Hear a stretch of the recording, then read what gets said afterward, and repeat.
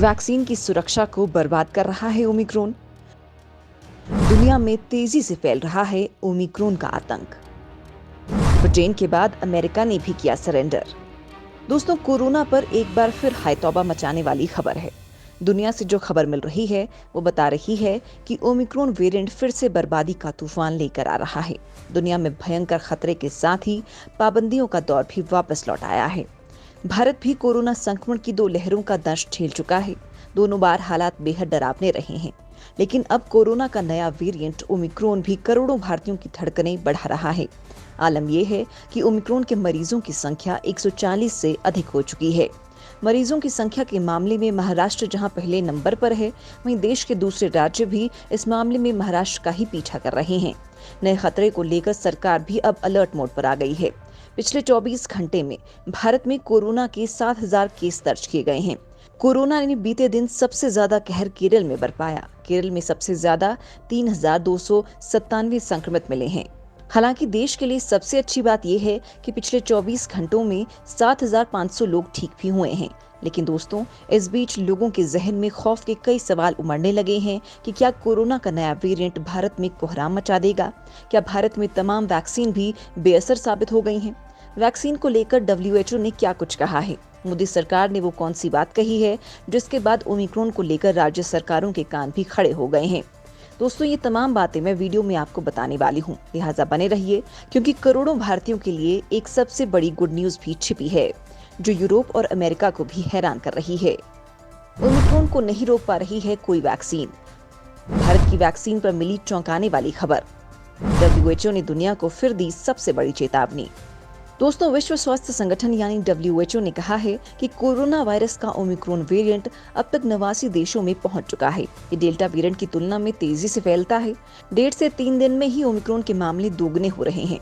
WHO के इस बयान के बाद से दुनिया भर में ओमिक्रॉन को लेकर चिंता बढ़ गई है। संयुक्त राष्ट्र की एजेंसी ने ओमिक्रॉन से निपटने की तैयारी को लेकर एक रिपोर्ट भी जारी की है, जिसमें आशंका जताई है कि ओमिक्रॉन उन जगहों पर डेल्टा की जगह ले लेगा जहां सामुदायिक स्तर पर संक्रमण फैल रहा है। ओमिक्रॉन से ब्रिटेन और अमेरिका में हालात बेकाबू हो रहे हैं। यूरोप में प्रतिबंधों को सख्त कर दिया गया है। ओमिक्रॉन से उत्पन्न होने वाली कोविड-19 की संभावित नई लहर से बचने की कोशिश में विभिन्न यूरोपीय देश सख्त प्रतिबंध लगा रहे हैं। फ्रांस और ऑस्ट्रेलिया के मंत्री महामारी के तेजी से फैलने के चलते अलर्ट हो गए हैं। यहाँ यात्रा प्रतिबंधों में सख्ती कर दी गई है। फ्रांस ने नई साल पर पटाखों पर प्रतिबंध लगा दिया है। डेनमार्क में theatre, concert hall, amusement park और म्यूजियम को बंद कर दिया गया है। आयरलैंड में पब और बार में रात 8 बजे के बाद कर्फ्यू लगाया जा रहा है। साथ ही इंडोर और आउटडोर कार्यक्रमों में लोगों की संख्या सीमित कर दी गई है। डेनमार्क सरकार के मंत्रियों ने विशेषज्ञ समिति की सलाह पर चर्चा करने के लिए बैठक की है। वहीं दोस्तों, ब्रिटेन की सरकार ने इमारतों के अंदर मास्क लगाना अनिवार्य कर दिया है। साथ ही लोगों के लिए बड़े आयोजनों और नाइट क्लब में आने के लिए टीकाकरण का सबूत और नेगेटिव रिपोर्ट दिखाना जरूरी कर दिया है। इस हफ्ते देश में दैनिक मामलों में बड़ा उछाल देखने को मिला है। वैज्ञानिकों ने चेतावनी देते हुए कहा है कि सरकार को अस्पताल में भर्ती होने वाली मरीजों की संख्या कम करने के लिए अधिक कदम उठाने होंगे, यानी हालात बद से बदतर हो रहे हैं। ऐसे में डिमांड हो रही है वैक्सीन। लेकिन सवाल ये उठ रहा है कि क्या वैक्सीन इस वेरिएंट से बचा पा रही है? तो दोस्तों, भारत की वैक्सीन को लेकर एक बहुत ही बेहतरीन खबर सामने आई है जो मैं आपको बताने वाली हूँ। लेकिन उससे पहले WHO ने वैक्सीन पर जो बात कही है वो आपको बताती हूँ। करोड़ों भारतीयों के लिए बड़ी गुड न्यूज। देश की वैक्सीन पर रिसर्च को देख चौंकी दुनिया। दोस्तों, कोरोना वायरस के नए वेरिएंट ओमिक्रॉन पर टीकों की प्रभावशीलता को जानने के लिए अभी भी रिसर्च किए जा रहे हैं। इस बीच WHO ने कहा है कि ब्रिटेन में एक अध्ययन के शुरुआती परिणाम से पता चलता है कि कोविड-19 के नए वेरिएंट ओमिक्रॉन के खिलाफ फाइजर और एस्ट्राजेनेका टीके कम प्रभावी हैं। मतलब ये वैक्सीन कोरोना वायरस के डेल्टा वेरिएंट पर तो असर कर रही थी, लेकिन ओमिक्रॉन के खिलाफ फाइजर बायोएनटेक, कॉमर्नेटी और एस्ट्राजेनेका वैक्सेवेरिया के टीके कम प्रभावी हैं। और दोस्तों, अब बात आती है भारत के टीकों की। तो कोविशील्ड को लेकर नया दावा किया गया है। कोविशील्ड की 2 खुराक लेने के 3 से 7 महीने बाद भी 500 से अधिक स्वास्थ्य कर्मियों में उच्च स्तर की सुरक्षा का पता चला है। रिसर्च के मुताबिक लोगों में 90% एंटीबॉडीज मिली हैं।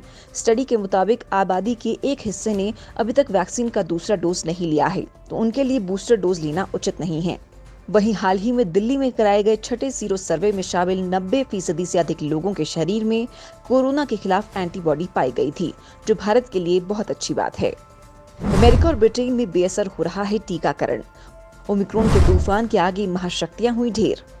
दोस्तों, टीकाकरण की तेज रफ्तार के साथ ही उम्मीद की जा रही थी कि कोरोना का कहर मंद पड़ेगा, लेकिन अमेरिका, फ्रांस, ब्रिटेन जैसे देशों में रोज आ रहे रिकॉर्ड कोविड केसों ने एक बार फिर से सख्त प्रतिबंधों की वापसी के लिए मजबूर कर दिया है।